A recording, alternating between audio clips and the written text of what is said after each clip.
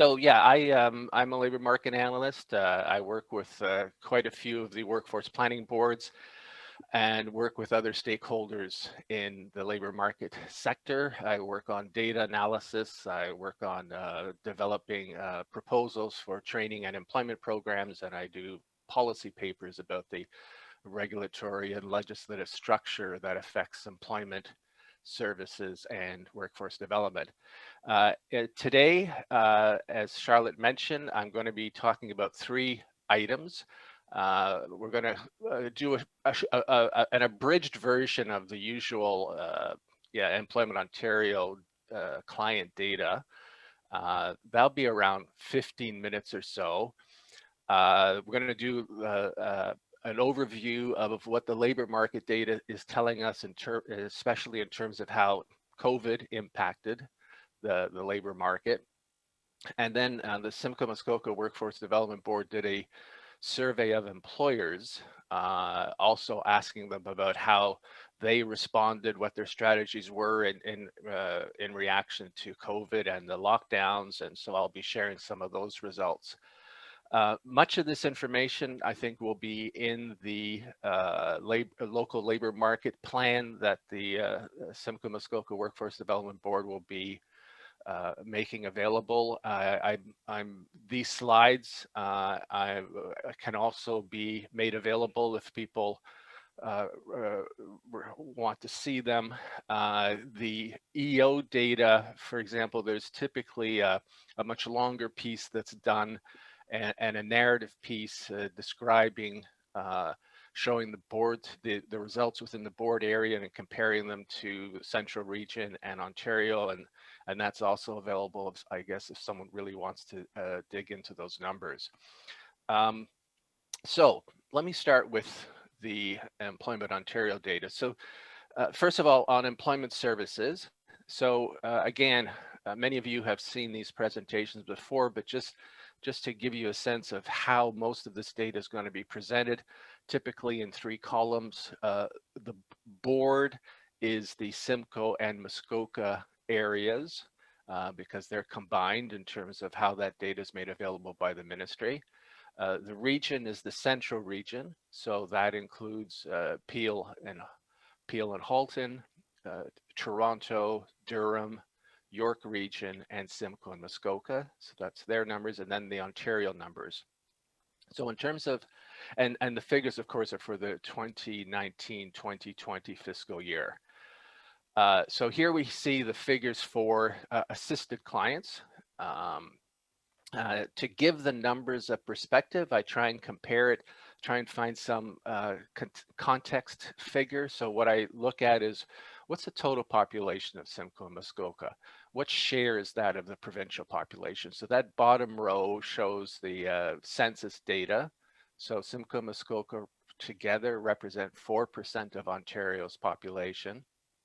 In terms of the EO assisted employment services assisted clients, I show there in that first column what the share has been over the years, and it's typically around 3.1 to 3.3%. And so this year's figure of 5,830 clients is very much within that same range. It doesn't vary much at all in terms of proportions.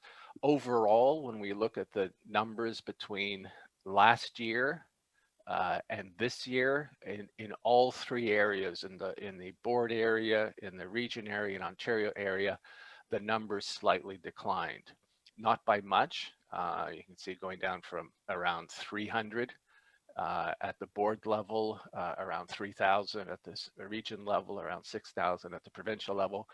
I have to assume, because we're already running into COVID in late February, and the lockdown happened in what is it? I can't remember now, around March 11th or something. That probably had some impact in terms of the client numbers. I should say that if there's a question about any particular slide, you can type in a question, and I'll try and respond to that, or someone will draw my attention to that question, and I'll try and answer if there's something unclear about a slide, and then we will have a question and answer period at the end of the presentations. Okay. Um, we have a lot of data on the mix of clients in terms of age and gender. Uh, and I didn't want to, I wanted to keep this presentation shorter. So for this slide, I'm just kind of giving you some top line items.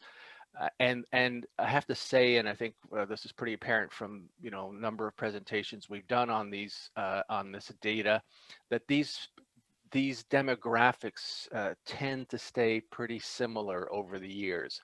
So compared to the region, to Central Region and to Ontario, Simcoe and Muskoka does have, typically has a higher portion of clients who are age 45 to 64 years old.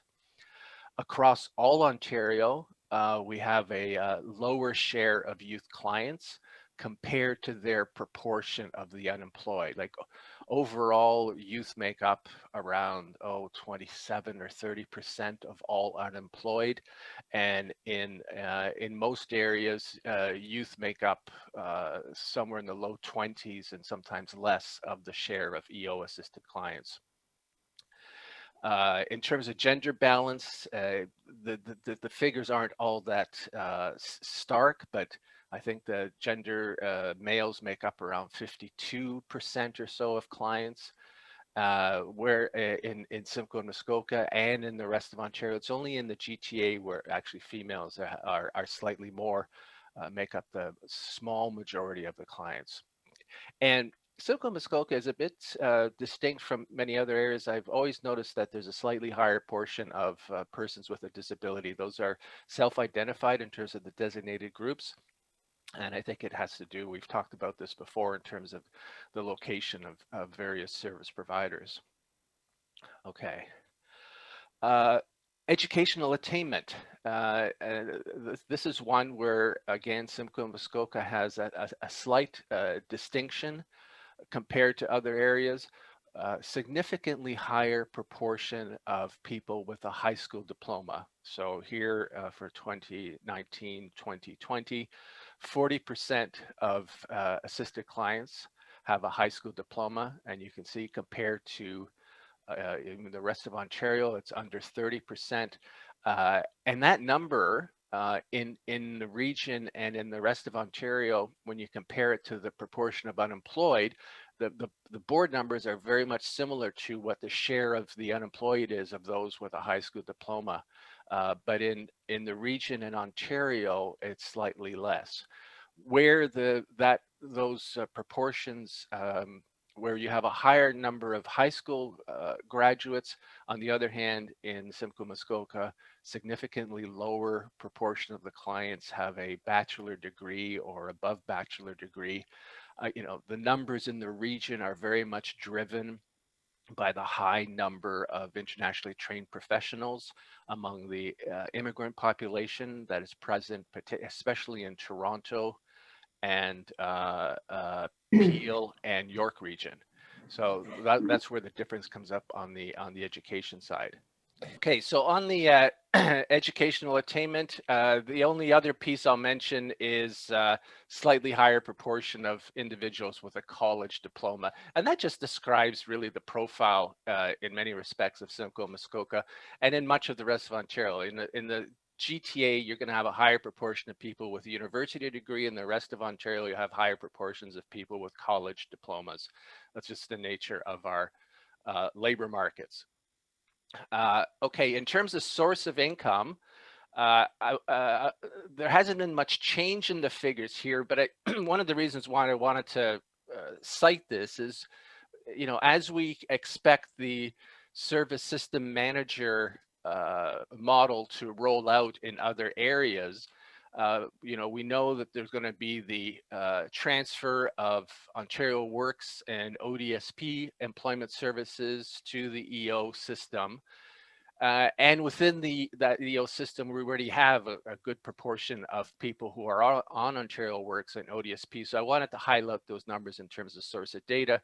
So in the board area, as you can see, Ontario Works clients make up around 16%. And ODSP clients make up 6%, and that is just slightly higher Then in the region at 2% and Ontario at 4%. Again, individuals with disability, we said earlier in terms of designated groups, so that also shows up in terms of the source of income data. The other one is length of time, and I think, again, thinking of the SSM, length of time is going to be also a factor of consideration. That's one of the targets in terms of identifying the different streams of clients and the distance from the labor market. Here, the data we have comparing this year's data and the previous year's data. Again, typically assisted clients have been out of the labor market slightly more at a higher pace. So around a quarter of clients, 23% in Simcoe Muskoka have been unemployed for 12 months or more. And for more than 6 months or more than 27 weeks, that figure there is like around 37%. You compare that to the labor force survey data, and that's from 2019, combined, it's 16% have been employed for 27 weeks or more, or for 6 months or more. Okay, so a significantly higher proportion. That's always the case. Individuals may be, some of them who may be on employment insurance might be waiting out their benefits. Others may have been looking for work, are having difficulty succeeding, and only then turn to employment services to get some assistance. Okay. Next is in terms of client outcomes. So again, around 70% of clients are employed on exit, around 11% education and training. Unknown is around 8%. Again, of course, this tracking, as you know, again, I'm just going to refer again to the service system manager model that's going to be coming, that we're going to be seeing greater expectation in terms of tracking clients because they're the part of the funding, the performance funding is based on outcomes and longer term outcomes. But the proportions here, you can see they're very consistent across all areas because of the expectations of what the targets are that are set by the ministry. I'm giving these employment outcome data just to show what kind of tracking does take place in terms of employment outcomes. So these are the proportion of clients who have, for which we have employment data. So that means, do we know what industry they ended up in, and do we know what occupation they ended up with? So we have at the board level, just to explain this in the second row, we have around 4,094 clients who have employment outcomes. Of that 4,000, we have around 923 where we have their employment data. We know which industry and which occupation they became employed in. So that's 23%. So we only have detailed data at exit of 23% of the clients. And actually that's higher than what is the case in the region at 12% or in Ontario at 17%. And I was just doing the figures for the Toronto area. Toronto has around 10% of the data. This is going to be a big issue when it comes to the SSM, because the expectation is going to be that at 12 months, like the way, as you know, the way the funding is determined, that a good portion of the funding for outcomes is based on the employment circumstance of the client at the 12-month period. So the whole tracking of clients is going to become a far greater importance, and there's going to be need to find ways to be able to stay in touch with clients and be able to confirm what their employment situation is. In terms of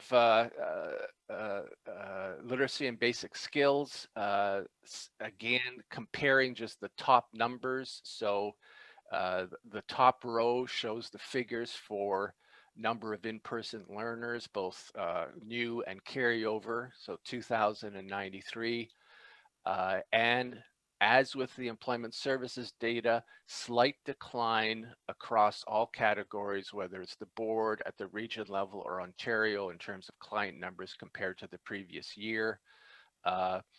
However, it is the case that in the local area, in the board area, the proportion of learners is higher than the proportion of the population for the province of Ontario. So around the board area has around 5% of the province's LBS learners, and that's higher than that 4% population that we showed earlier. And the employment services data showed that around 3.1%, that the board area has around 3.1% of employment service assisted clients. So that's slightly higher in terms of that share of population of clients, LBS.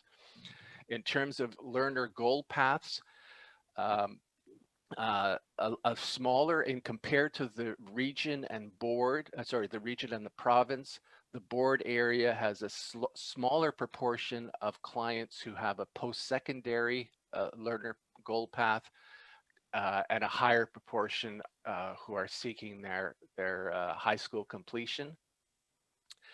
And again, it all, it's all very similar to what we saw with the employment services data, where a higher proportion of individuals, and it's partly the profile of the community and the clients that are being served, a higher proportion of people with high school diplomas and a lower proportion with a university degree. In terms of second career, here I show the number of clients and compare them for the last several years, and you can see what a very steady decline in clients we have for second career. At the provincial level, it's pretty well cut in half over 4 years, going from 7,158 to 3,314 there. And at the provincial level, it's been cut by it's cut to around 2/3 of what it was just several years ago. Similarly, as a proportion of the number of second career clients in the province, the local board area has a smaller proportion, down to around 2.8%, a bit up from what it was in previous years. As you know, the province has announced already some changes to second career, but currently it's also undertaking a review of both the whole workforce development and training environment.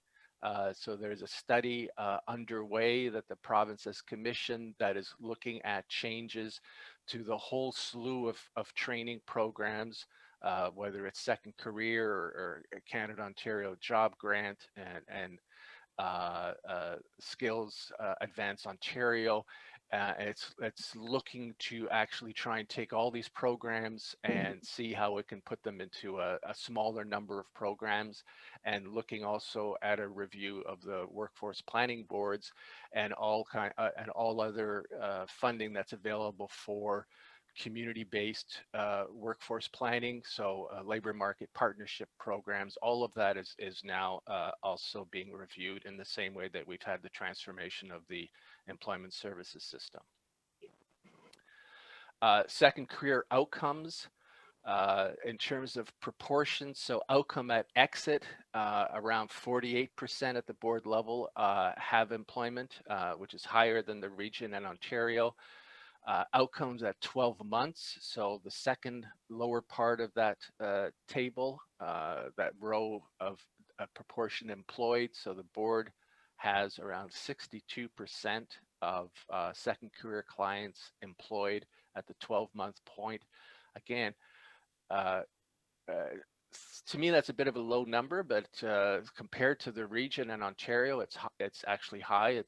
I was quite surprised to see that at the region level, only 35% of second career clients were employed at the 12-month period, and only half, 49% at the provincial level. So, the second career program is declining in terms of numbers, and as I recall, previous years in terms of outcomes, it's doing worse in terms of outcomes, employment outcomes. Just to give you the figures on apprenticeships.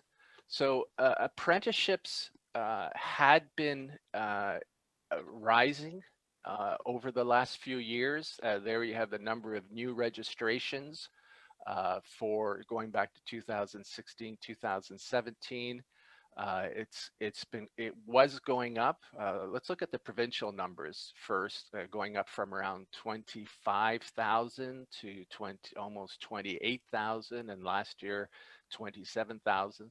So the push on skilled trades is having has been having a bit of its impact. But again, across all areas, the numbers went down from last year to this year, as was the case with literacy and basic skills and employment services. This local area does have a slightly higher, well, it has a proportion of new registrations that's pretty well equivalent to its share of the general population.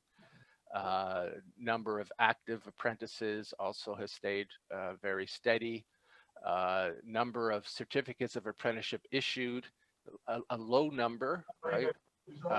At around 300, down to 270. And let me see if, and then just to show you kind of profile what areas people are registering in, these are the numbers for the number of new registrations for the last 7 years or so. I just show you that it's a very consistent in terms of what people register for. Auto service technician at the top, electrician, hairstylist, truck and coach technician. Those skilled trades that are in bold are compulsory trades, which means that you cannot work in those fields as a skilled tradesperson without having completed your apprenticeship and being registered as a skilled tradesperson. So 5 of those top 8 categories are compulsory trades. General carpenter and child development practitioner are voluntary trades. Sorry, 7 categories we've shown there. Okay, so that I think concludes. Yeah, that concludes the presentation on the EO data. I'm just doing a bit of a time check here. If there's any question that people want to ask just on the employment data, I'm happy to maybe answer a question or two on kind of the overall situation in terms of EO data. If not, yeah. Good. Sorry, Tom, there was a comment and a question here. Okay. So it would be interesting to see how many of the secondary credit goal path learners are planning to go on to post-secondary afterwards. So I'm not sure if we have that data in the EO data, but certainly that's exactly right. That we certainly would seem to know that figure. As I just off the top of my head, as I recall the way the kind of data we get, we don't have that, but that would certainly be perhaps of interest for the network to be tracking that kind of data. And there was just a question here wondering why there is no data re-LBS outcomes, or did I miss it? Only in the interest of time, that there is in the actual background piece that's been prepared on the EO data, we have that data. I mean, typically this section on Employment Ontario data is a 1-hour presentation, and it's been condensed to 15 minutes. So I tried to kind of cover each of the categories and just do some cherry picking in terms of what data that I was sharing. But in terms of the background data piece, yes, we have that data in terms of outcomes. Okay. Yeah, I think this is why this is a comment. I think this is why we need the full package. Can we have this data? So yes, it will be part of the overall report. Yes. Yeah. Yes. Okay. Okay, thank you. Okie doke. All right. So thank you for those comments. Let me move on now to the labor market data piece. Let me start, first of all, by just talking about some of the measurements we're going to be using. And I'm going to illustrate this by showing you this. So this chart is showing you employment in Ontario in thousands of numbers. Okay, and a few things I want to comment on. So first of all, we often hear, when we hear media accounts of changes in employment rates, that people talk about seasonally adjusted and seasonally unadjusted figures. So I wanted to first illustrate what that means.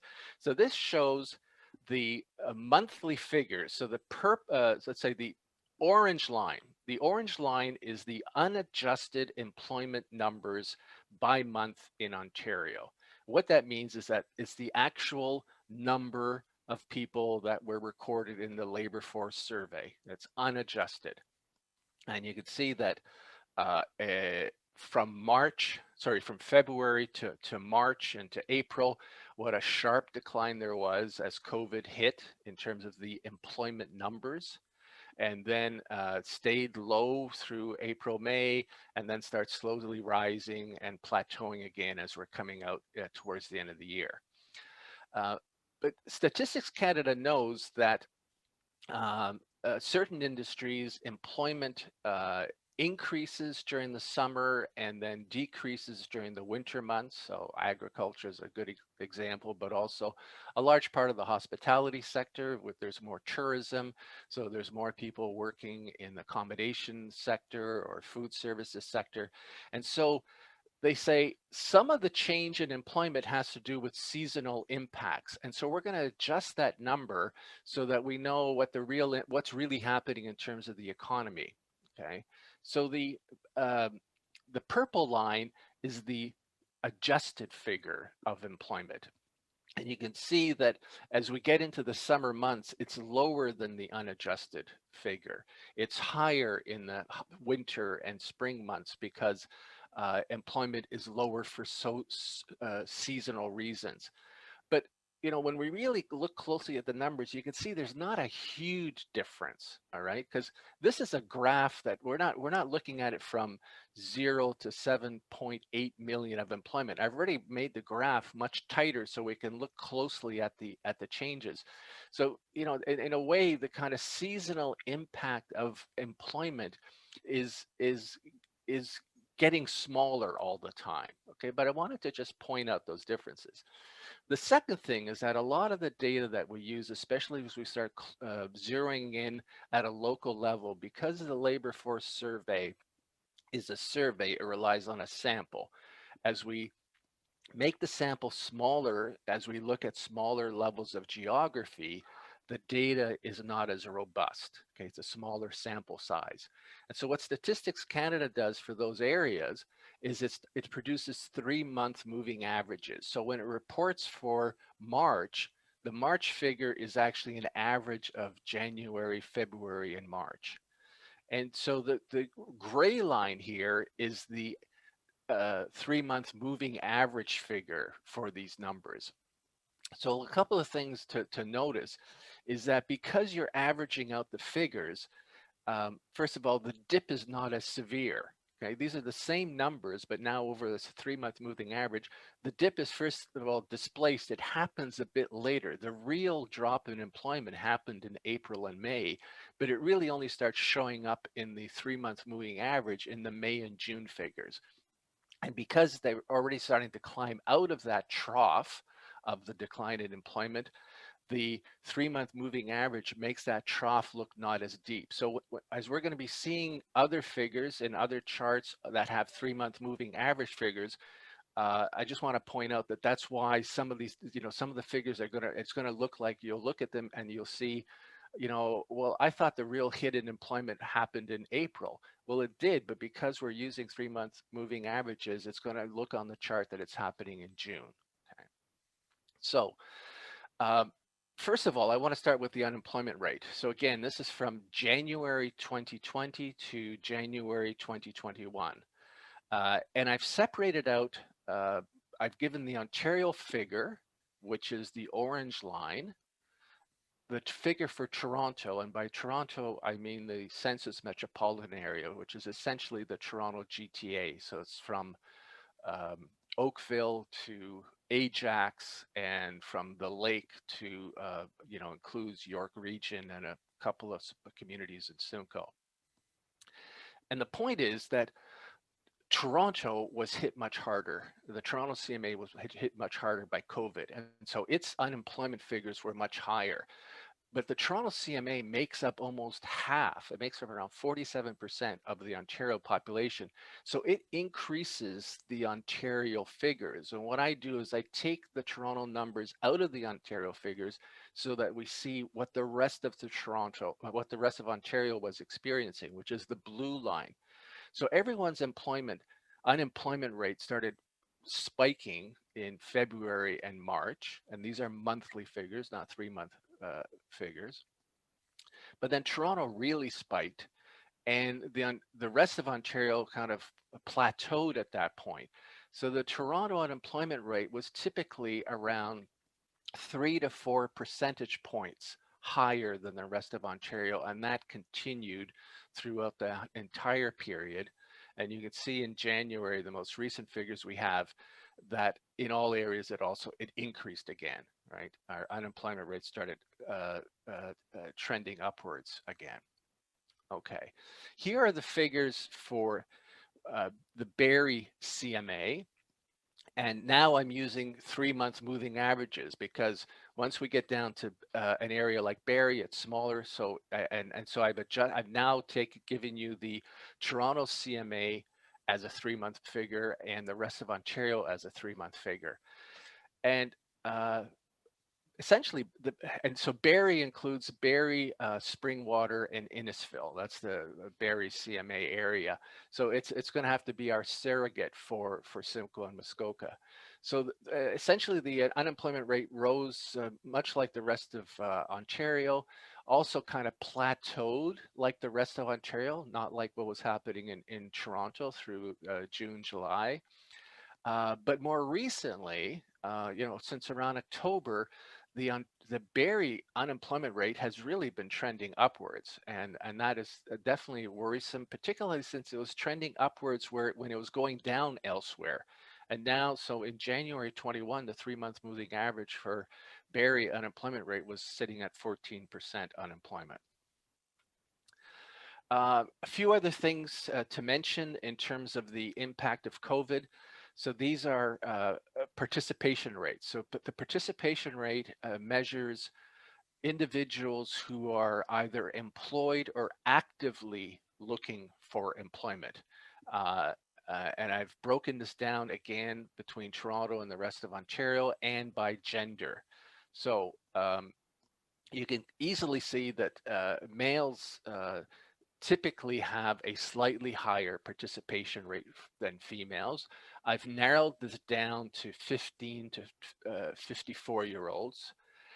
But what also happened was during COVID is that the female participation rate dropped slightly more than the male participation rate. And again, a lot of this had to do with both the sectors that females are employed in, but also the fact that with kids staying at home, not going to school, and with childcare being closed, more women dropped out of the labor force to attend to their children.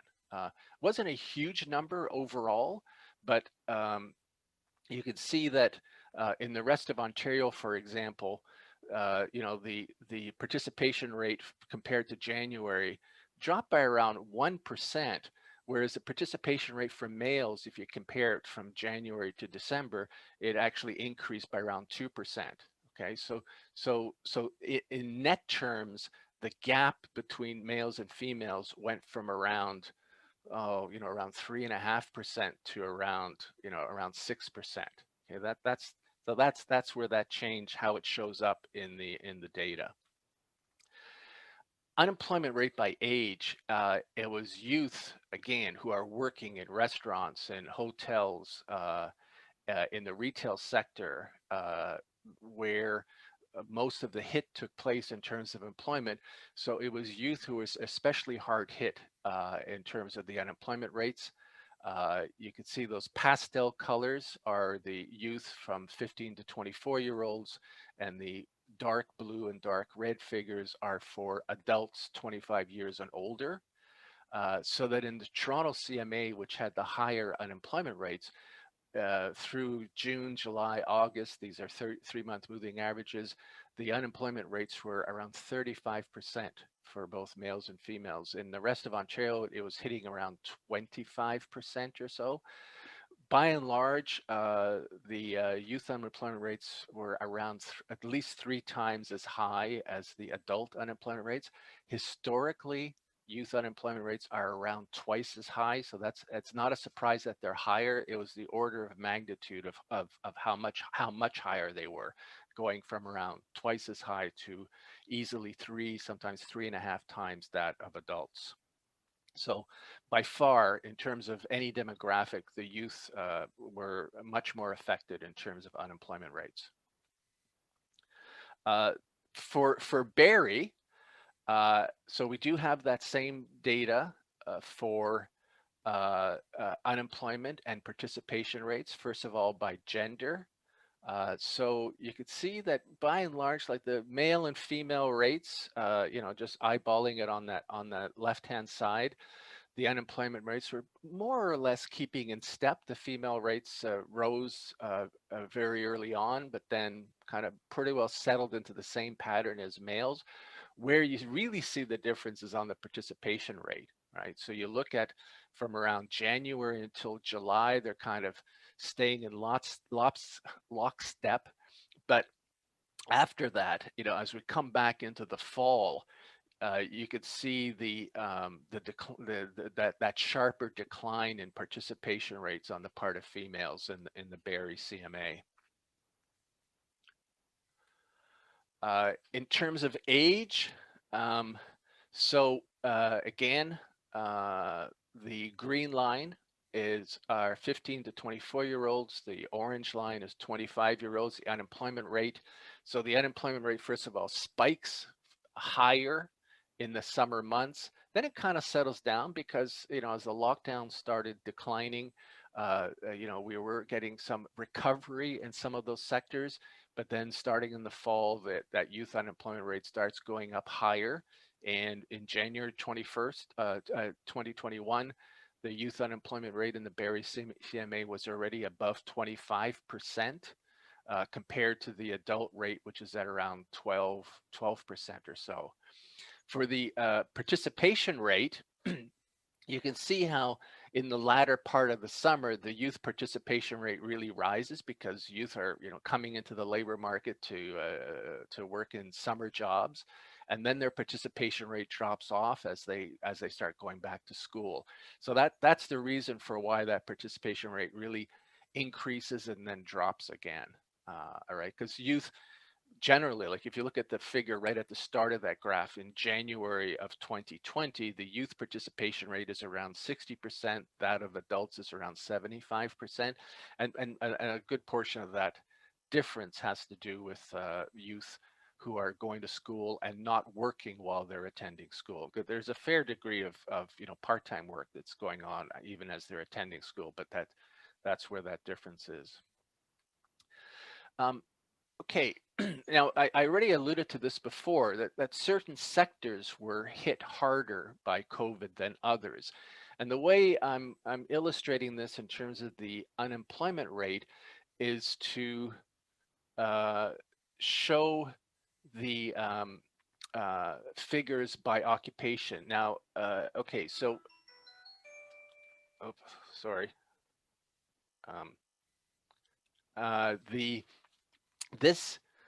This chart, I just realized this should not say unemployment rate.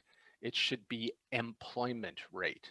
Okay, so let me explain. What I've done is I've taken the employment levels by occupation and by the skill level of that occupation. Okay, so let's say every job that is a job that requires a university degree is one category. All jobs that require a college or trade certificate is another category. All jobs that only require a high school diploma is a third category. And the fourth category, jobs that require no certificate. So let's say like cashier or cleaner would be in that category of no certificate. I take what the employment levels were in January for each of those categories, and I give it a value of 100. And then for each subsequent month, and I have to say again, these are 3-month moving averages, I give it a ratio of what is that employment compared to what it was in January. Okay, so if it stays at 100, it means that level of employment was the same as it was in January. So what are we seeing here? Let's take a look at the Toronto CMA figures first.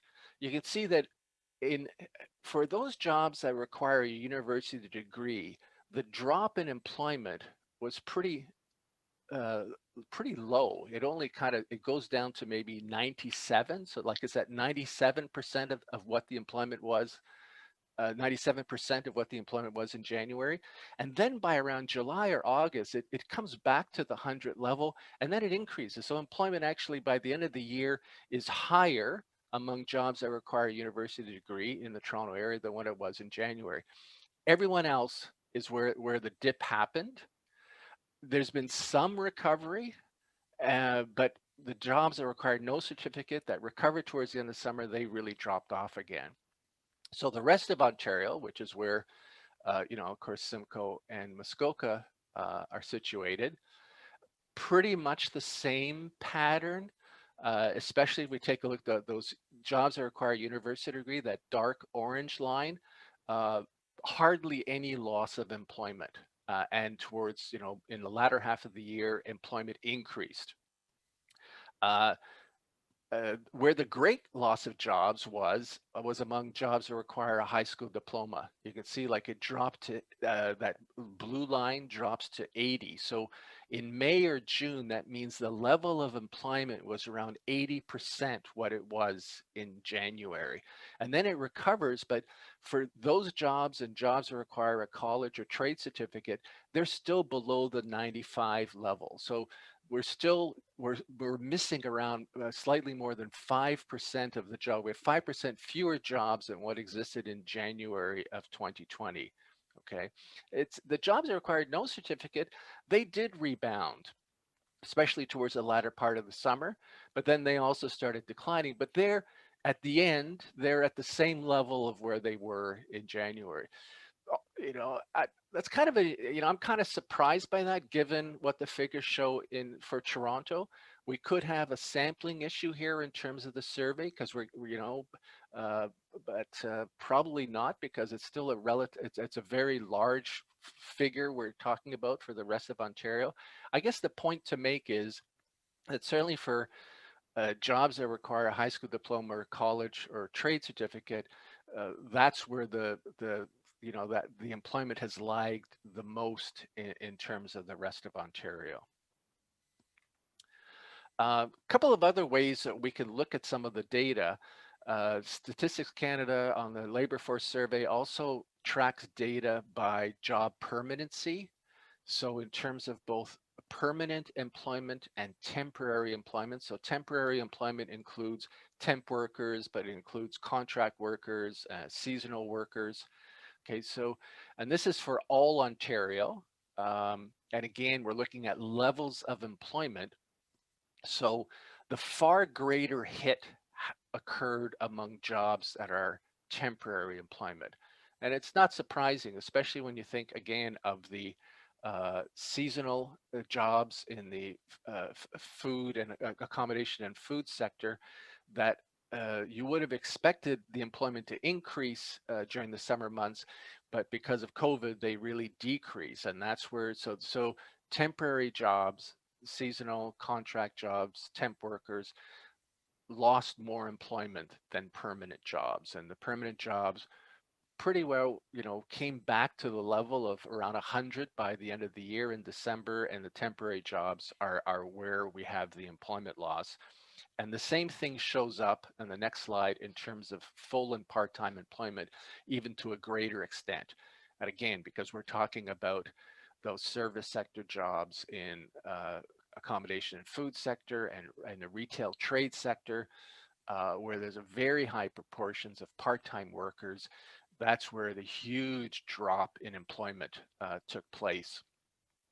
So among full-time workers, we only dropped down to around the 90 level. So we lost around 10 at the worst period of time, we lost around 10% of full-time jobs, but we lost almost a third of part-time jobs at the trough of the COVID impact.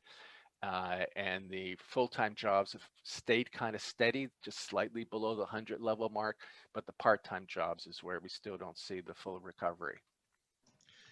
Tom, Yep. excuse me, there's been a couple of comments or questions here. If I Okay, just wanted sure, to jump in. Yep. Tom, do you have similar youth unemployment and participation rates from previous years? Would be good to see if more are staying in the job market than previously, i.e. not going back to school because of COVID. Let me, the participation rates tend to jump up and down, especially around a recession. So when we had the recession in 2008, there was the participation in youth went down and more youth stayed in school longer. When the economy is doing well, the participation rate starts inching upwards again, because there's kind of a trade-off that youth are making, saying, gosh, I can, if it's easier to get a job, I've done some schooling, I may now go back into employment. So yeah, so overall, my comment, would be that those participation rates have probably declined because of COVID. Youth are staying in school because they just can't get employment. It doesn't mean that it's going to necessarily have a long-lasting impact, but overall, youth participation rates, for 15 to 24-year-olds, has been slowly declining because of the greater premium being put on education. Okay, there was a follow-up comment to that. With COVID, though, remote delivery has meant a decline in the numbers of students in post-secondary. Yes. Yes. So one reason why they're not participating is because they're going to school, but it's true they've been slightly lower enrollment rates, but it doesn't mean that they're participating in the labor market. If they can get CERB, or if they get that student amount, there's other reasons why they were able to stay out of the labor market. And so, yeah, it's true. It's not only because they're going to school, it's because the types of jobs that they typically would have been hired in are not available. Okay. And one other question here. I think Tom referenced since October in the Barrie area, unemployment rate is trending upward minus 14%, and this is concerning. If I heard this correctly, is Tom able to add any further comments to this observation? No, to give you the short answer, because once we, once we're down to such a small area as Barrie, and again, because we're relying on labor force survey data, we can't break it down very much. If we did, I mean, we could, but the numbers get very unreliable. And where I'm getting at is that normally, if we're looking at Ontario numbers, we can look specifically at industries to see, okay, where is that employment increasing or decreasing? When I try and do that with the Barrie numbers, because the figures are, start getting small, I really don't feel, you get some very wild variations in terms of employment figures. And so unfortunately, I can't I can't give you, any better reasoning than what those numbers are showing. Um, it's actually because I've done these analyses for several areas. The uh, the unemployment rate for Barrie increasing is higher than what I've seen in most other areas. It is trending. It has trended higher in some other areas. I think I recall some of the northern communities I saw that. But yeah, no, I also was kind of surprised by seeing it go up as much as it did for Barrie. Um, yeah, I think I'm just gonna have to leave it at that. Okay, that's it for the questions currently. Okie doke. Great. Thank you. Thank you for those questions. Um, all right. So longer term unemployment. So I wanted to give a context here. So this is the long-term unemployment. So it means the proportion of the unemployed who've been unemployed 6 months or longer. And I know I've showed the slide before. When the recession hit in 2008, the proportion of people who are unemployed for a longer period of time really increases because companies stop hiring. Okay. And what was striking is, so it reached a 24.9%. So a quarter of the unemployed at that point had been unemployed for 6 months or longer. And as we know, as employment service providers, that it's much harder to help those individuals get back into employment, right? And so that rate really took a long time to go down. Like it even in 2019, so like 9 years or 10 years after the recession was over, the rate was um, uh, still slightly higher than it was before the recession at 15.1% to compared to 14.3%. Okay, so here are now the monthly figures for the last year. So here's that, like around 50, remember we said it was 15.1%. So in January it was 14.8%. And now it dips. It dips because, well, as COVID hits, there's so many people who become unemployed that now that ratio of people who are unemployed for a longer period of time is really diluted because there's so many new entrants into the unemployed ranks. But as the initial recovery starts taking place, people are getting employed, the proportion of those who've been unemployed for a longer period of time really increases. So it spiked up to already a third of people in December had been unemployed for 6 months or more. It goes down to 27%, not because all of a sudden uh, people weren't being unemployed for a longer period of time. It's because the unemployment rate increased, right? So we had another influx of more people becoming unemployed, and that dilutes the long-term unemployment number. But all I'm saying is uh, this is what we're going to have to contend with now for the next while. We're going to have a higher proportion of people who are unemployed for a longer period of time, and that's going to continue. If we look at the pattern from the last recession, that's going to continue for some time. This is going to be a significant feature for employment service providers. I want to also kind of help people understand what's happening in terms of on the demand side, in terms of employers. So Statistics Canada produces what are called business opening and closing figures. So this is different from the Canadian business counts that are reported in the data that the Workforce Planning Board provides. And we're able to track how many businesses are opened and how many businesses are closed on a monthly basis, and actually zeroing down to the Barrie CMA level. So again, you can see that in March and April, actually, like in April, like the number of businesses that closed really spiked. Like we had around 600 businesses close. People are still opening businesses, right?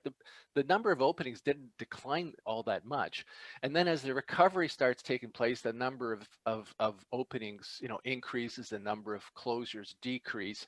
And they kind of start coming together again. But the overall impact of those openings and closings, so here's the next slide, is the actual businesses that are present in Barrie. So you can see that there's around around between 4,800 and 5,000 businesses. Okay, the blue line is the number of businesses in 2019 in each of those same months. The orange line is a number of businesses in 2020. So all those closures bring the actual number down, right? So in May, you could see like all of a sudden we've lost, we're down around 600 businesses, and it starts slowly recovering. We only have data up until November because it takes a while for this data to get compiled and released. So what I'm showing there is in November, we had around 200 fewer businesses in November 2020 than we had in November 2019. So that's 4% fewer businesses. So even as, we can talk about a recovery, but remember, we just have fewer businesses. So that's going to have an impact in terms of employment. This is for the Barrie CMA. If I take that same proportions and extrapolate it to Simcoe and Muskoka, if it's the same proportions, and there's no reason to think it's not the same proportions because we had the same lockdown rules pretty well, right? So I'm estimating that we currently have around 730 fewer businesses across Simcoe and Muskoka right now. 730 fewer businesses. So that's really significant.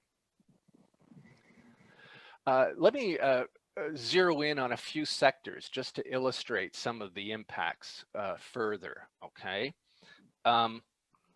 So these are the figures for the healthcare and social assistance sector. Now, the labor force survey gives us data for industry, but it doesn't break it down by categories within industry. For that, we have another thing called the Survey of Employment Payrolls and Hours. That's kind of it tracks employment, but it's only at the provincial level. But I thought it was kind of illustrative of how to show what was happening. So if you break down healthcare and social assistance, we got a number of categories. We have ambulatory healthcare services, so that's doctor's offices, dentist offices, physiotherapy clinics. We have hospitals, we have nursing homes, we have childcare centers, and then we have the other social assistance. So other services for families and emergency services, shelters, and so on. I think it's in that category. But the point is, you could see how varied the impact was in terms of levels of employment. The area that took the biggest hit was childcare services, right? Because they just closed. So by May and June, they were at 50% of their employment levels across Ontario, across all of Ontario. And then ambulatory health centers, so all the doctor's offices, dentist office, and as I said, not only clinics, but laboratories. So that's where the employment drops occurred. To some extent, in terms of the other social assistance sector, not surprisingly, hospital employment actually increased. Okay, all right. Another way of looking at this, and I think this is kind of important. Again, the data we have does not break things down by finer categories. Yep, sorry. By finer categories. And what I wanted to do is really highlight the differences that have happened in the restaurant sector between full service restaurants. So those are, restaurants where you come in, sit down at a table, someone takes your order, right? And limited service, which are fast food, right? You go to a counter and you take your food, pick it up and take it to a table or take it out of the store. And the way I wanted to try, the only other way I had to show this, because we didn't have the employment figures at this level, was I figured, okay, what are their sales? What have been their sales? And I compared it to the previous year. Okay, so the full service restaurants, or let me put it this way: the 2019 is the dotted figure. Okay, 2000 figures are the dotted figure. Blue figure is full service, and red figure is limited service, which is fast food. So the fast food sector makes slightly more revenue than the full service sector, but pretty well follows the same pattern. You can see that it goes up in the summer months, then it starts declining towards the fall. Well, when COVID hit, you could see, yes, the fast food restaurants, their revenues went down, but the full service restaurants is where the revenues really went down, right? And they had the same recovery trajectory, but still the gap really widened between full service restaurants and fast food services, and the gap has now increased again. And I think it's important because when we think of the types of jobs that are available, right? Like a full service restaurant has, we have host and hostesses, we have kitchen helpers, we have cooks, we sometimes have chefs. There's a whole range of occupations where in the fast food service, it's primarily food counter attendants. So the quality of the job changes as well. So I think I think it's really important to note this from the data. Same thing was happening in retail trade sector. And again, I'm doing here sales. And you can see if we break it out by different categories, like the clothing and clothing accessory stores, their level of sales dropped, like they were dropped to 20% of what they were in January. Motor vehicle and parts dealers, they dropped to 40% of what it was in January. Whereas grocery stores, their sales increased, right? I mean, we're all standing in line at the grocery stores in March and April, and liquor stores, of course. I was doing some field research, and I can tell you that at my liquor store, it was terrible how long the lineups were. So yeah, and you can see those sales have continued, and as and they even start going up again as the lockdowns come back for grocery stores and liquor stores. Finally, I also want to talk a little bit about remote work. So that means primarily working from home. Statistics Canada did an interesting study in May where they looked at the functions of people who work in different industries, and they said, based on these functions, we can make some determinations of what proportion of individuals can work from home. And basically, they estimated that overall across the economy, around almost 40% of workers could work from home. But the variations by industry are significant. And I think, we're all now very familiar with this. But, sectors like finance and insurance, the educational services, professional, scientific, and technical services, which are all the consulting firms, law firms, accounting firms, over 80% of them could work from home. Whereas you get down to manufacturing, construction, accommodation, and food services under 20%, even retail trade under 20%, or around 20% could work from home. It really makes a difference when you break it down by occupation and the level of education required for those jobs, the proportion of individuals who could work from home based on education. So people who have a bachelor, so these are jobs that typically require a bachelor degree or higher. Around 60% of those jobs can be done by home, compared to in say those who have jobs that require a high school diploma or less. You can see the figures are much smaller in terms of who can work from home, and males even less so can work from home. I mean, women are more likely to work in say office occupations, even as let's say clerks and so on, whereas the males are working in warehouses or driving trucks, and so it's not something that they can do from home. Okay, so I'm just doing a time check here. I think we've got one more item to do, which is survey. But I think, and the survey will take around another maybe 20 minutes or so to present. But we thought we would, Rob, I'm just going to check with you, I think, or Charlotte, I think we're going to check about whether we shouldn't give people a 5-minute break to stretch their legs, or how's. Yeah, I was just going to say there was a couple of comments here just on the Sure. that I'll just pass along. Okay. Yeah, and this is overall just the results. I find this to be tragic. There's a family behind every one of those closed businesses, which I think we can all appreciate. Family businesses are one's livelihood. And there was also a comment that Amazon delivery has increased, and online shopping, as well as an increase in food delivery positions. Yes. Yeah, absolutely. So So in terms of the businesses, and I think that one important point to note, certainly in terms of the impact of the data, and I believe we may have some of this in the survey, there's no doubt that smaller businesses were much more affected than larger businesses, and it was smaller business that were closing. Uh, the other thing, just to add, so it's so the closures are absolutely a tragedy, and their consequences for those individuals as well as for people who worked in those businesses. But then the amount of debt that is also being accumulated by companies means they are going to also be more inhibited from being able to kind of, their recovery is going to be slower because of the overhang of debt that quite a few of them have. So all those things, even though like they're talking about how once COVID lifts, there's going to be a whole rush of spending, uh, uh, uh, that may only show up in certain categories, and there's a many other things that should give us cause for worry in terms of how quickly the recovery can take place.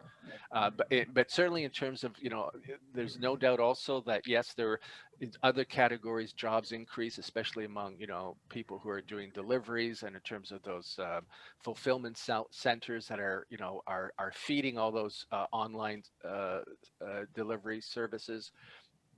But overall, in those categories of jobs that require a high school diploma or less, we've certainly seen a decline in employment.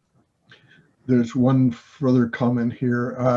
I wonder if the ability for remote work will influence career choice in the future, as there is a greater likelihood of income continuation regardless of what is happening with COVID and other viruses. Yeah, I think this remote work thing, this ability to work from home, is actually one of the most profound impacts that are going to remain after COVID. I think what we've seen from commentary in this area is that employers themselves have been surprised at how effectively working from home can operate. Okay, and so there certainly is a greater appetite. See, prior to COVID, employers felt that people working from home were going to goof off.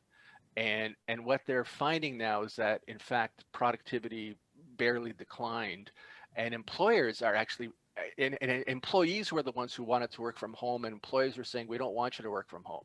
Now employers are saying, well, you know what, I think we want you to work from home. And employees are saying, are you kidding? I'm crazy. I'm going crazy working from home. I've got the wash going on, at one end of the house. I got kids screaming at the other end of the house, and I've got all these emails coming 24 hours a day. And it's the employees who want to come back. But so we are going to see more remote work. It doesn't mean that everyone's going to work from home, but that the incidence of people working from home, like, let's say 2 days a week or something, that's going to happen. What that's already having an impact in terms of the commercial rental market field, right? Employers are saying we don't need as much space. We need like temporary workspaces for fewer workers because people are going to be coming in and out. So the commercial space starts declining.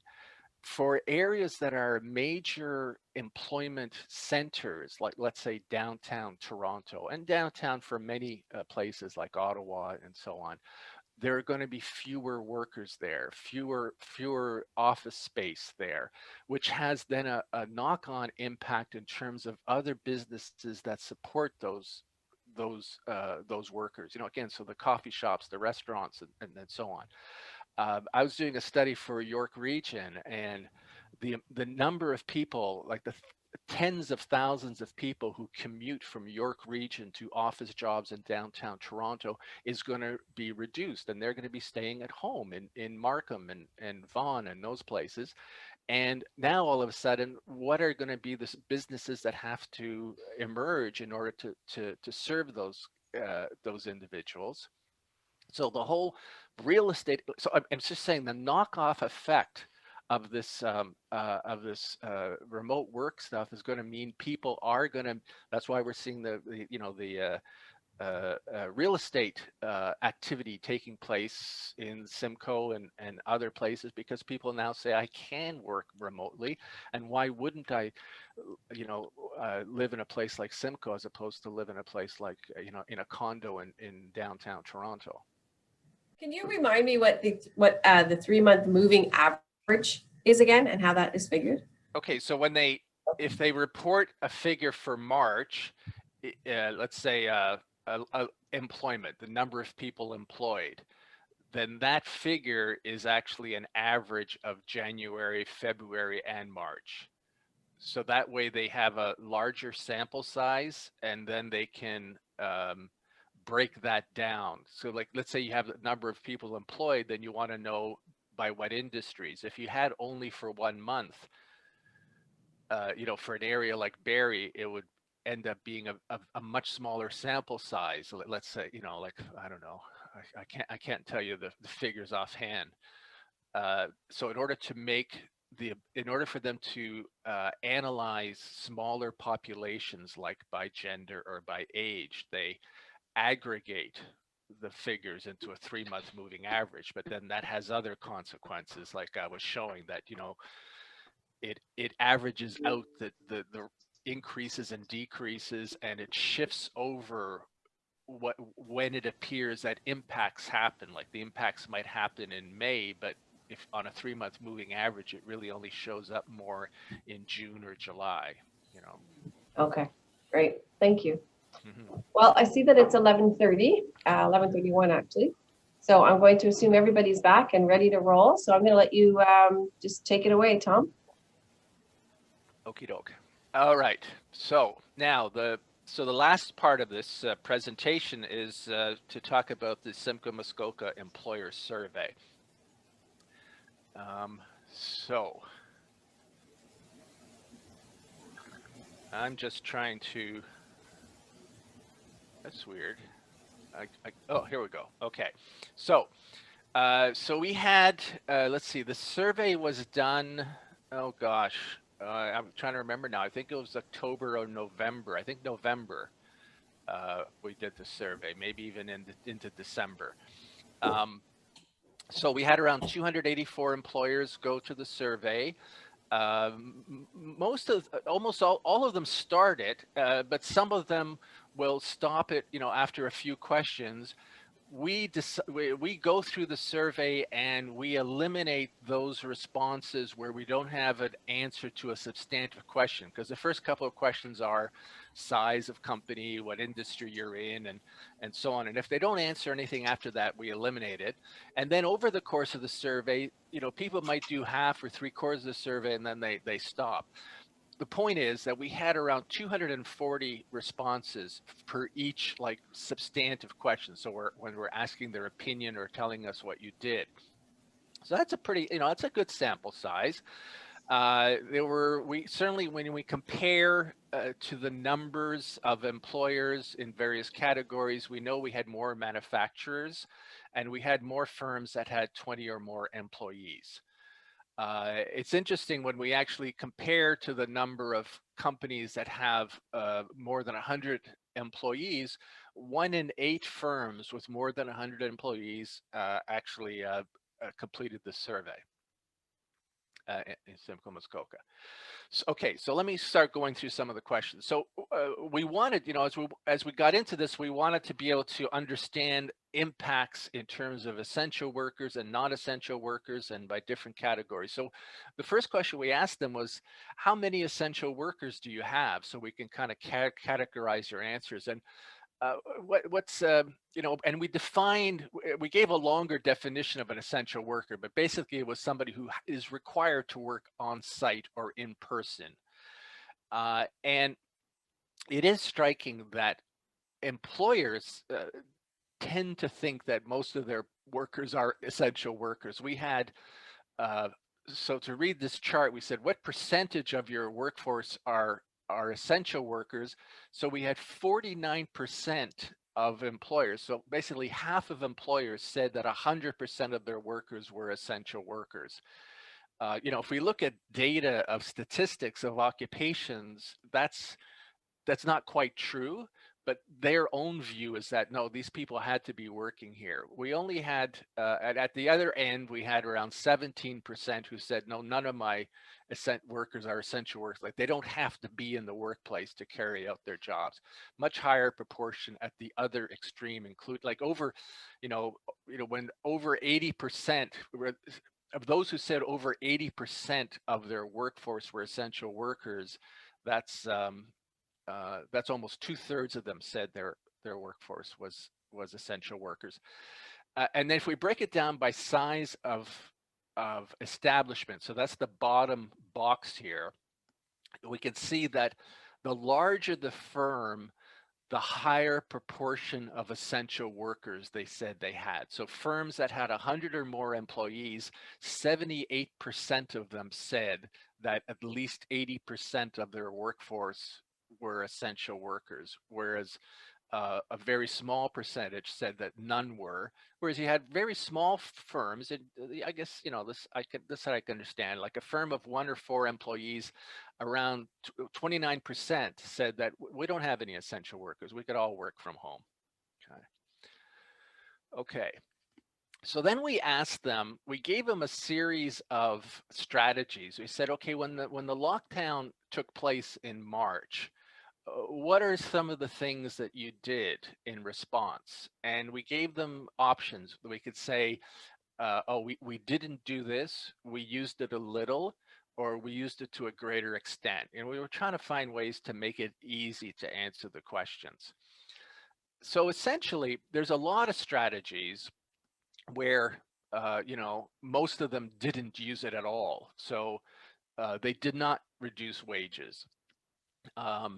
They didn't even, not many of them even reassigned their employees to different functions. Very few increased wages. I mean, we were thinking about categories like, let's say, grocery stores that did provide some, that little bonus they provided for a shorter period of time to ensure that they had a workforce as their businesses increased. Only 10% of employers increased wages or provided a bonus. And a very small portion also increased their workforce. So yes, we had, let's say, we're talking about courier companies and warehouses that are, flowing through those deliveries. You had around 11% who said, yeah, we did increase our workforce, but that, compared to the number that decreased their workforce, that was a different thing. So we look at the 3 items to the right here. So delayed hiring was used. Around 21% said we used this to a greater degree. 23% said we reduced our workforce, so that's significant. And also, a number of them also said we used it a little, right? But the biggest thing was 25% said we had employees work from home. Okay.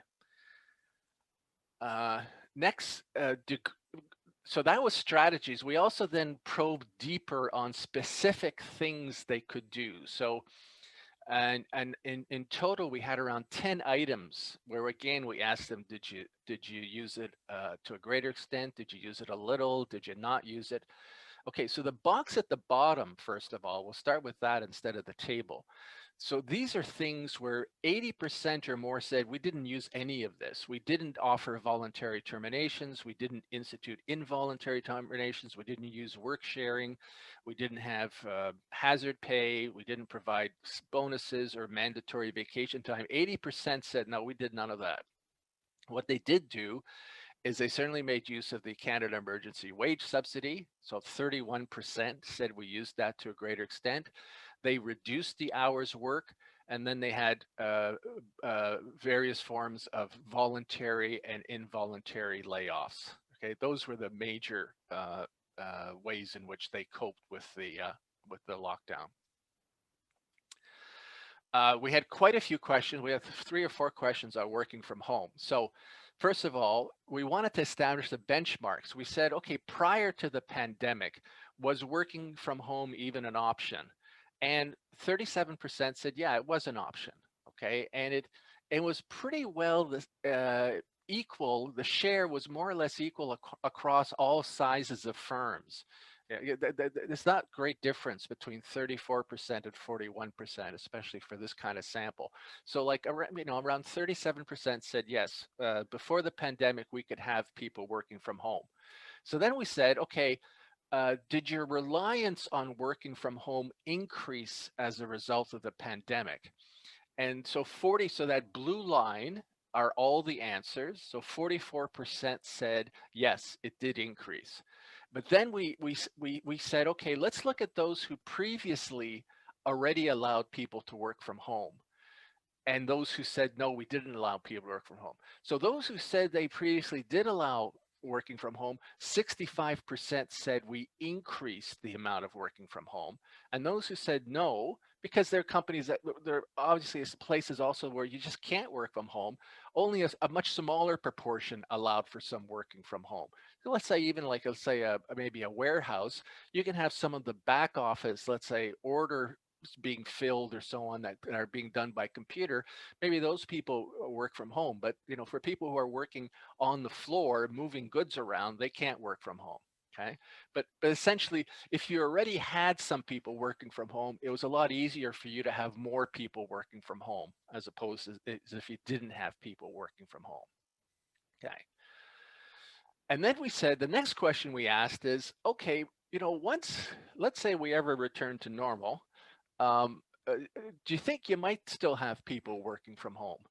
And here again, you had kind of more or less the same response. First of all, you had 35% say, yeah, we're going to consider having people working from home. So imagine during the pandemic, around 44% of them said, yeah, we had to have people working from home.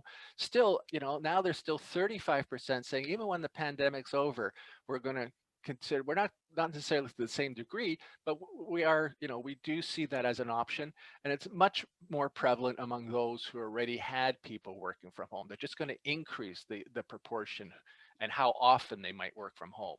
And in this case, it really did seem to depend on the size of the establishment, that the larger the establishment, the more likely it was that more people would work from home. And that's the table in that right side, that by size of establishment, you could see that working from home, the proportions increased, and those with over 100 employees, 47%, almost half said, yeah, we're going to increase the proportion of people working from home.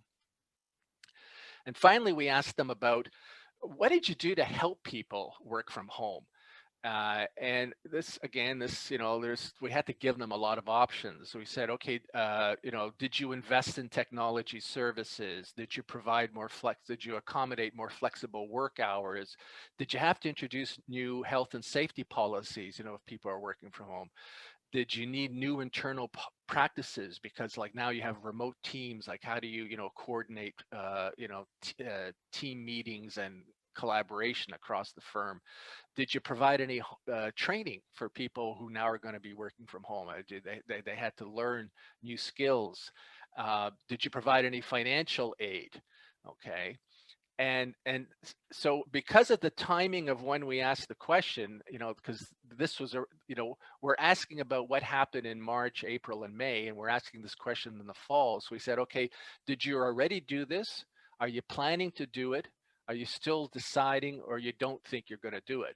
So basically, they certainly upgraded all their technology stuff. Like I read, a large portion said, okay, we gotta create networks, remote networks. We might have to provide software for workers, who are working from home. They did accommodate through more flexible work hours. And new health and safety policies, new internal practices. They provided some training. What they didn't do is they didn't provide much financial aid for home-based work. And in terms of things that they don't expect to do, over 40% said, no, I don't think we're going to do that. So they're not, it's not as if they're making money available so that people can buy a desk to work from, or a special, work chair from which you'll work. They're not, that was the least likely thing they would do. They're going to help on the technology side, but less so in terms of providing any kind of financial assistance to do that. We asked about how their workforce has changed since the lockdown was lifted. So we're talking about the first lockdown. And we distinguish between essential workers and other workers. So basically, their employer said, you know what, we're probably, first of all, things are going to be more or less the same. Like, we're still going to have the same number of essential workers. 58% said that. But in terms of, any changes, there was going to be slightly more slightly more employers say we're going to hire more essential workers. And then there were also more employers who said, we're gonna be hiring fewer non-essential workers. That's where the split happened, because of, again, in this environment, the essential workers are the ones who are, necessary in order to deliver the services on site or in person, and they were, that's where the hiring was taking place. Then we gave them a set of statements, and we asked them about the degree to which they agreed with the statement. We asked them about what challenges they faced in the post-lockdown period. And we've grouped the responses according to the aggregate score. So, if they said this was, very challenging or somewhat challenging, we gave a score for each of the ratings, and then we added up the score and averaged it out in terms of the number of responses. So the highest level of challenge would be a 5. Okay, and you have a lot of, so you can see the scores on the right just to give you a sense of proportion in comparison to all the statements. So in terms of the issues that were of high level of challenge for employers, there were 4. There's managing the uncertainty around the pandemic. This is the biggest problem for everyone. Then modifying physical workplaces to ensure social distancing, addressing stress and anxiety factors and mental health issues on the part of employees as a result of the pandemic, and then also managing the economic uncertainty. So it wasn't just uncertainty around the pandemic, which is like, what are we supposed to do? How are we supposed to manage these health issues? But then also, what's the impact of the pandemic on the economy? So those are the 4 big issues. And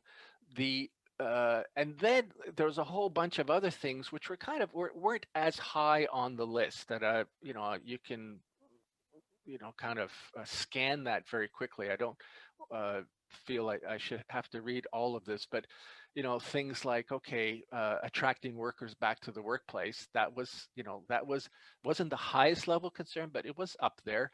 Needing to reorganize schedules, to accommodate now the disruption in terms of how work is taking place, and also doing all the other health things like disinfecting and so on. That was a challenge. And then finding the balance between health and safety and trying to earn a living, trying to keep the business operating. Okay. Yeah.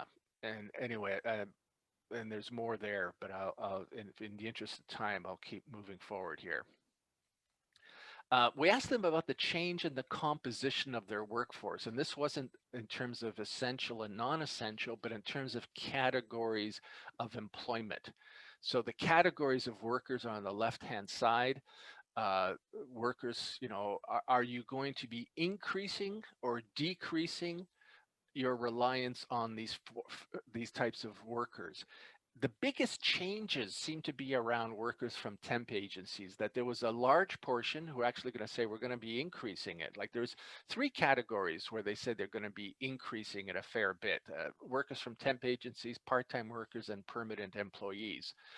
But in terms of the net changes, the biggest net changes were going to be, when you take the increase and you subtract how many say they're going to decrease, the biggest net changes were among permanent employees, consultants, and outsourcing to other companies. So actually contracting other companies to do some of the functions that you normally would have done. I will say that, I've seen, we've done similar surveys in other areas, like in Peel at Halton and in York region. And in most other places, the number of permanent employees is the one that has actually declined. So in Simcoe Muskoka, it was noteworthy that, in fact, here, there was a greater affirmation that there would be more permanent employees, but that wasn't the case of what I've seen in other places. I think that the thing with the temp agencies are used to smooth out variations in business cycles and in how much work has to be done. And I think in times of great uncertainty and when there's a lot of flux, then you're using temp agencies more. And so that's why we have large numbers, both in terms of those who are saying we're going to increase it, as well as those who are saying we're going to decrease it. We wanted to probe also just about technology because we know with COVID that there's because of the remote work and not having people come to workplaces, much more was being done through online mechanisms and using all kinds of forms of automation. So we asked them a series of questions about technology, and we asked them whether they agree or disagree, or agree strongly or disagree strongly, and we created a composite score. So if they agreed strongly, we gave it a 2. If they agreed, it was a 1. Disagreed, -1. Disagreed strongly, -2. We gave a score to each answer, and then we got an average score. And we average it out, this is the result, okay? So a 1 would be agree. So but the largest positive responses we got was they said, yeah, I think we're going to be increasing our reliance on online tools in terms of dealing with customers, in terms of taking orders, in terms of interactions with other businesses and so on. That's definitely going to be increasing. Less so in terms of more automated systems, perhaps because automated systems maybe can only be applied in certain types of industries, manufacturing being the most obvious one. Many have said, yeah, we've done our tech upgrades. We don't think we're going to do any more. Okay, but so those did not, they receive a slightly positive response. This is the interesting one. We said, okay, do you think you're going to be relying on technology more, and as a result, you're going to be relying on less labor? And that was a one where, in fact, we had the preponderance of responses were negative. They say, no, we don't think our reliance on technology is going to result in us having to have less labor. And we hear a lot in the news about how the robots are going to replace all of us. And I'm actually struck because I've been involved in a number of surveys, and I think Simcoe Muskoka also had this as a question in a previous survey, where we asked them about automation and we asked them about the impact on jobs. And surprisingly, most employers don't feel that automation is going to result in fewer jobs, because what they find is automation improves productivity, and it improves how much they can produce, or how many goods they can produce, or how widely they can spread their services, and it results in more business and more revenue, and then they need more workers. It may not turn out that way, but I'm just telling you that what I consistently see in survey responses is that employers don't feel that when they introduce more technology that it leads to less employment. It may change the composition of the workforce, but they don't say in the surveys that they feel it's going to result in less employment. That being said, they do feel it is more technology, and that's the last row here. More technology is going to require higher skill needs. Doesn't always mean that they need coders and network technicians. Sometimes they just need people who have better digital skills. Okay. Now, that being said, there are differences in responses by industry. And the ones that where I thought the differences were particularly stark was where you compare manufacturing and construction on these same questions. And here you have, manufacturing are the green responses and construction are the blue responses. So construction is not a high technology, apart from the tools, but when we're talking about IT and automation and so on, construction still doesn't rely on it all that much, whereas manufacturing is where we have advanced manufacturing, we have robotics, and we have that's where we're seeing a lot of automation. So manufacturers say, yeah, we're definitely using a lot more online tools in terms of dealing with customers and in dealing with suppliers. More automated systems, yep. We've already done a lot of upgrading of our technology. And even now in manufacturing, there's a small proportion, it's slightly less, it's not a very high number, but in manufacturing, there are some who say, yeah, we do think it's going to mean less jobs. Certainly means more higher skill needs. Again, the comparison between the responses for manufacturing and the responses for construction are pretty stark. There's very clear differences on each question, right? Okay, then we wanted to know about who they're recruiting and how they're recruiting for jobs. And we have a series of items we asked them about, and let me just explain the color coding here. We would ask them a question, and we'd say, yes, no, or is there no change in this category? Not sure or not applicable means that it doesn't apply to them. So we said, okay, in terms of virtual interviews, yes. So this is the largest, change that we're seeing. 46% of employers saying, yes, we're relying on virtual interviews in order to do our job recruitment. We said, are digital skills now more important? Yes, around a third say it is. Half, 47% say no change, but still comparatively to the other things we're asking them about, digital skills were up there, but in the same level as the next two items. Okay, that first of all, regard for health and safety rules. Like we're looking for candidates who are sensitive to concerns around health and safety. Obviously, in a COVID environment, this is important for us. But soft skills still remain important. Okay, so and I won't, there's not a significant difference between their expectations around soft skills and their expectations around digital skills. And by digital skills, again, I'm not talking about coding. I'm talking about your familiarity with dealing with a handheld device, or a handheld organizer, or dealing with an application on a computer. Okay. In terms of changes around, are you looking for candidates who are capable or able to work from home? So first of all, 35% said that's not applicable in our situation. That's not even a consideration. By and large, a smaller portion saying yes, ability to work from home is a consideration when it comes to hiring. We asked them, because some people may be able to work from home, does that mean you're recruiting from a broader geographic area? And by and large, they said no. Like first of all, 29% said it's not an issue for us. 33% said no, we're not looking at a broader area. There's only a small portion, 12% said yes, we are looking from a broader area. And then we said, are you relying more on external agencies to screen your job recruits? And again, also a very small portion, only 11% said yes. Most of them said no, or that there was no change.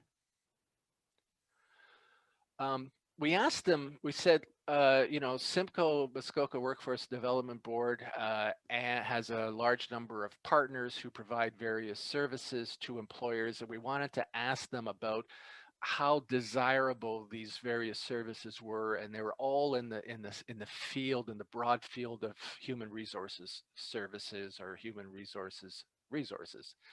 And we asked them to rate it on a scale of 1 to 5, where 5 was very important. And so the first thing I'll say is that they didn't rate anything very high. Okay, but the thing that they rate as the highest was resources around stress and mental health relating to employees and the workplace. Okay, and we saw that before in terms of the challenges that they identified, that among the high level of challenges was addressing issues around mental health and stress and anxiety in the workplace. And so in terms of resources, you know, things like people could provide materials or do online webinars, this is something they'd be interested in. And then lower down the list, we have things like training for how to lead virtual teams, HR guidance for remote work, help with virtual recruitment, and training for remote work. And as you can see, it falls off. And let's understand that a 3 is like, so the thing that they rate as highest, resources for stress or mental health, that's on a scale of 1 to 5. So a 3 is like lukewarm. Okay, so it's not a high level. It is high for some. Obviously, some would have ranked it higher, but that's an area where they have the most interest of these various topics. We wanted to ask them, okay, you know, so how has this pandemic affected people? And it's, again, it's on a, it was a scale of, you know, it affected it somewhat, affected it a great deal. It little impact or didn't affect at all. And so we created again a +1 for partial agreement, a +2 for great agreement, and then -1 for some disagreement and -2 for great disagreement. So the big positive response was they said, you know what, yeah, it's been difficult, but we're going to be able to manage. Okay, so that was a large response. And similarly, we said, are you concerned about your survival? And that's where we get a negative response. We said, no, you know, by and large, we're not as concerned about whether, you know, whether we'll still survive. They're saying, yeah, we will survive. So we're less concerned about our ability to survive. That being said, there are differences by category. Okay. Certainly there was generally a negative response to our business grew during the pandemic, right? So by and large, people said, no, we don't agree with that. And said, you know, what we said, well, we weren't really negatively affected. We weren't negatively affected, there was only a small agreement to say that, yeah, we're barely affected by the pandemic. Most people said we were affected, but we're able to manage and we're not as concerned about our ability to survive in the future. Okay, so that turns out to be the last slide. So that's the portion on the employer survey, and I'm happy to take any questions if people want to ask about the survey results. And so we don't have anything in the chat right now, but we do have a few minutes. Where it's at 12 o'clock now. We can take a few minutes to do questions and answers. So if you want to turn off your mic, if you have a question, you're more than welcome to ask it. Or if you want to put it in the chat, please do.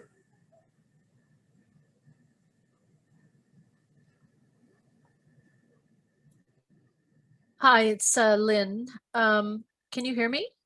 Yep. Yes, Lynn. So Tom, this last slide in regards to impact of the pandemic, do you know how many of the businesses or percentage of the businesses that completed the survey are in hospitality and tourism? Not enough to give a reliable sample, okay?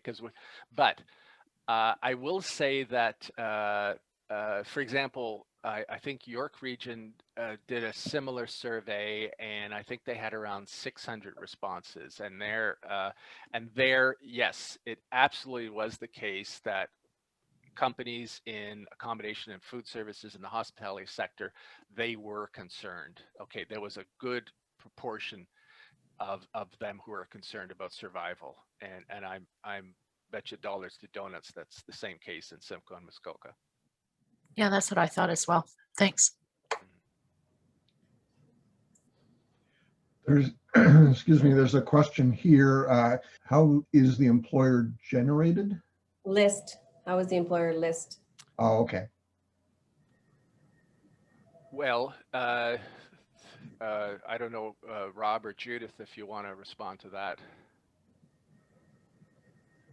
Like this survey has been administered by Simcoe Muskoka for a couple of years now. So the first thing that happens is that each year as you do a survey, you start getting employers who are responding from lists that are available through partners and through email lists that the board has, but also employers at the end often ask for a copy of the survey results. And so we get their contact information, and then those people are included in an email blast when we solicit for the next year of survey responses.